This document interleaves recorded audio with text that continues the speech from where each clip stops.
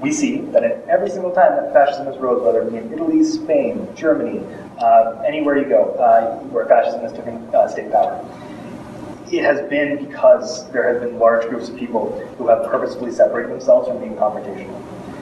And as much as I don't want to be the bearer of bad news, peace isn't going to do much. It's really not. These folks are arming up. They are in bed with the Hells Angels. They have plans to kill and murder people. They are not just simply having this rally to hang out with each other. They're having this rally to recruit so they can get more people armed up and ready to kill people. It is up to us, as organizers, as people who genuinely care about defeating fascism, to be militant and to be combative. And if we don't do either of those two things, fascism will rise, because that's what it's done in every single country, where people decided that peace would be a better opportunity than come out of this. Maybe just in terms of what we know about Kevin, just go around the table, kind of get that on the table. I know, like, he's the leader of the Canadian Nationalist Front. Near as I can tell, the Canadian Nationalist Front doesn't consist of a huge amount of people other than Kevin Goudreau and some friends, it would seem. But he does have support of some, but not all, of the white nationalists across the country.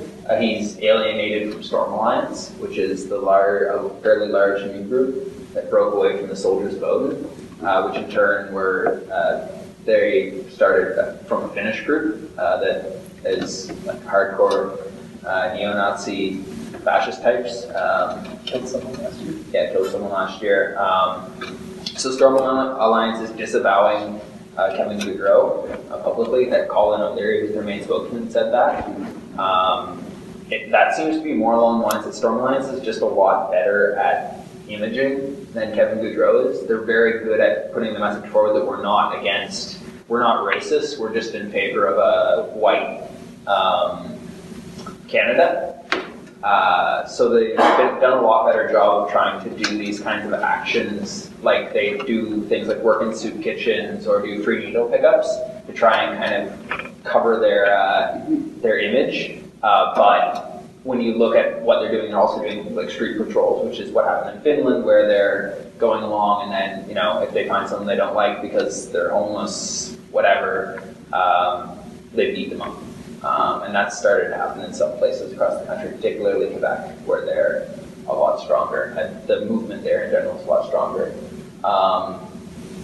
Yeah, is there anyone else, in terms of what we know about Kevin, people have stuff they want to bring forward? Or I was hoping to do by initiating PATH is the problem that this stuff will keep happening, and although we can shut it down each time it does happen, the fact that we can only get, 10 people out to a meeting kind of thing is a sign that the movement as a whole isn't particularly strong right now. And if we're gonna have the capacity to keep doing this kind of work, we're gonna need to grow it. With that in mind, for the 30th, I guess my suggestion would be we should call some sort of public rally to try and get as many people as possible to show up, because we don't know exactly how many people he's going to bring. Probably won't be more than 20, but that still means we're going to need more than 10 people to actively shut him down and stop him from getting a victory, a propaganda victory kind of thing. And of those people, my suggestion would be some would be involved in directly kind of just, I don't know whether we want to directly confront him or whether we feel that's in our capacity, because that has a whole separate set of risks and concerns, and if people are going to do that, they need to know what they're doing. I think part of it would also be good is if we could get some form of propagandizing the people who are going by and make sure that every person that goes by that rally gets our message and here's like, hey, here's who showed up, here's what his politics are, here's what our politics are, here's why his ideas aren't acceptable. If you agree, here's something you could do that. What are your politics? Yeah, so that's the next step. It's the question of what are the politics in the room. Because fascists don't differentiate who they're going to hate. They don't care if you're black or gay or trans or disabled. It doesn't matter. I mean, they don't care what you are. I mean, if you can be white, but you have Jewish heritage or a Jewish sounding name, and you're out, that's it. Exactly. I don't want to be a hater. Yeah. Nobody wants to be a bigot. Yeah. You can have different kinds of bigoted views, but somebody can be racist and be like, whoa, but I'm not sexist. You know, somebody can be sexist, but whoa, I'm not homophobic. You know, like, if you're not saying you're against all things, then you're basically saying, well, then some kinds of hates are okay. Like having to tell people they should hate their boss instead of hating like people of color or immigrants or whatever. Because like people, I don't think people are like incapable of forming their own conclusion. It's just that they have like, they don't have enough information. They also have other people telling them what to believe as well. And so, like Stu was saying, key now probably is just get something figured out for the 30th kind of thing. So, in terms of what can we agree on,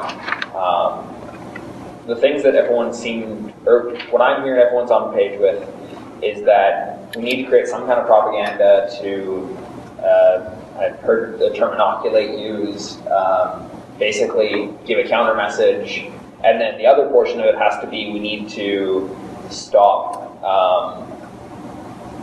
him from getting any press kind of thing. We need to make it so that if you look in on the street, you're not going to say, oh, there's a bunch of neo-Nazis rallying. You're going to say, not really sure what's going on in there, but I'm not seeing any neo-Nazis kind of, proudly marching back and forth.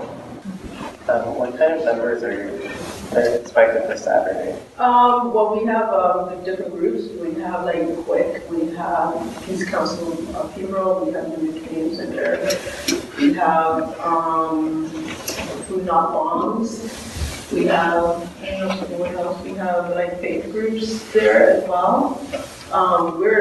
We're hoping that we get definitely, like, we already have technically a Facebook page, but it's like private, and private, even we invited only 200 and half of them said yes, they're going to come, and that's only at 200. But Toronto, there's nothing going on. Hamilton, there's nothing going on. Those are two really big centers. Right. And there's the JDL in Toronto, there's Soldiers Oil in Toronto, there's Storm Alliance, there's a bunch of different groups, so there is a possibility that those folks will show up. I assume aren't going to get a permit for that or anything? We're not going to be able to get a permit for the same location.